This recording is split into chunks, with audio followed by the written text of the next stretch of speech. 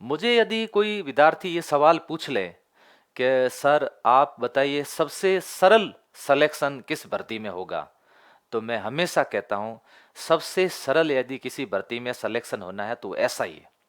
अब हो सकता है इस मेरी बात से कई लोग सहमत नहीं होंगे और वो ये कहेंगे कि नहीं सर आप झूठ बोल रहे हो, आप अपना कोर्स बेचना चाहते हो, आप ऑफलाइन के अंदर बच्चे जोड़ना चाह रहे हो, आप लाइब्रेरी के अंदर बच्चे लाना चाहते हो।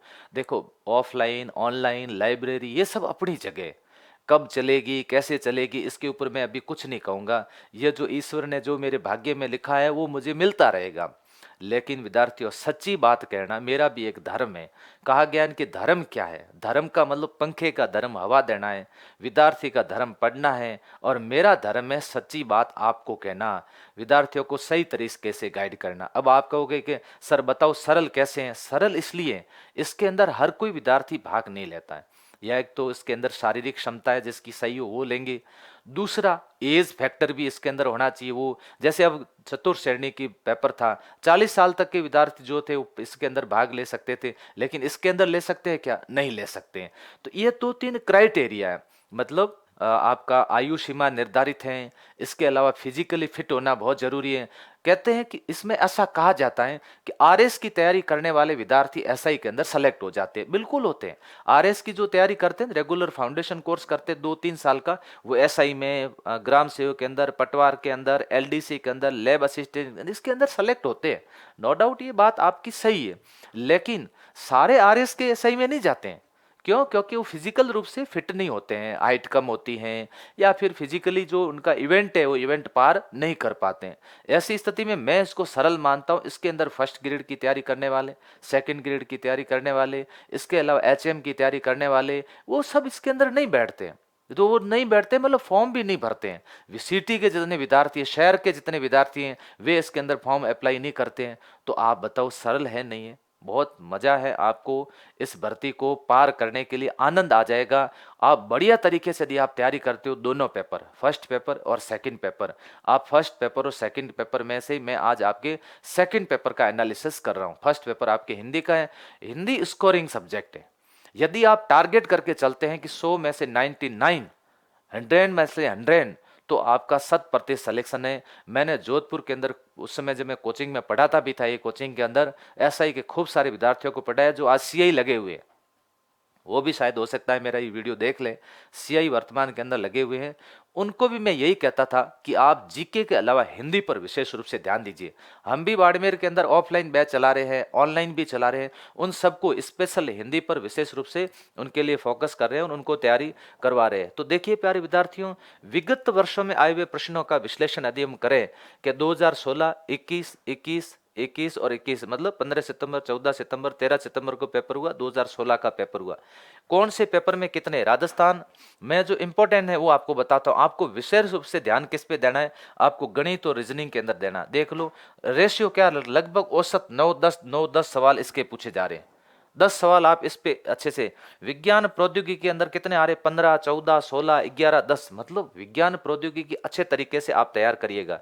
राजस्थान अर्थव्यवस्था 5, 4, 1, 6, 8, मतलब राजस्थान अर्थव्यवस्था मतलब आर्थिक समीक्षा फरवरी के बाद में आप लोग पढ़ लीजिएगा, क्योंकि एग्जाम अप्रैल के अंदर है, सवाल इसके अंदर मिल सकते हैं। भारतीय अर्थव्यवस्था बड़ा सा टॉपिक है, ध्यान रखना, इसके अंदर ज्यादा समय खराब मत करना, फिर भी 8-10 सवाल आते हैं तो लेवल के टॉपिक आप लोग पढ़ लीजिएगा। राजस्थान राज्य व्यवस्था को बढ़िया तरीके से आप लोग तैयार करको अच्छे आप अंक प्राप्त कर सकते हो। भारत की राज्य व्यवस्था ये थोड़ा सा बड़ा पार्ट हो जाएगा, और भारतीय इतिहास, ये 3 बड़े पार्ट है। बड़े पार्ट में ज्यादा समय खराब नहीं करना है। आपको लगता है कि भारतीय इतिहास के अंदर मॉडर्न ज्यादा पढ़ना है, आप मॉडर्न ज्यादा पढ़िएगा। भारतीय अर्थव्यवस्था के अंदर आपको लगता है कि अर्थव्यवस्था की जो बेसिक बेसिक बातें हैं वो हमें पढ़नी है, और इसके अलावा आर्थिक समीक्षा पढ़नी है ना, इकोनॉमी सर्वे पढ़ना है, वो पढ़ लीजिएगा। भारतीय राज्य व्यवस्था के अंदर आप लोग देख लीजिएगा, यदि आपको लगता है आयोग पढ़ लेते हैं, छोटे छोटे टॉपिक है उसको अपन लोग कवर कर लेते हैं।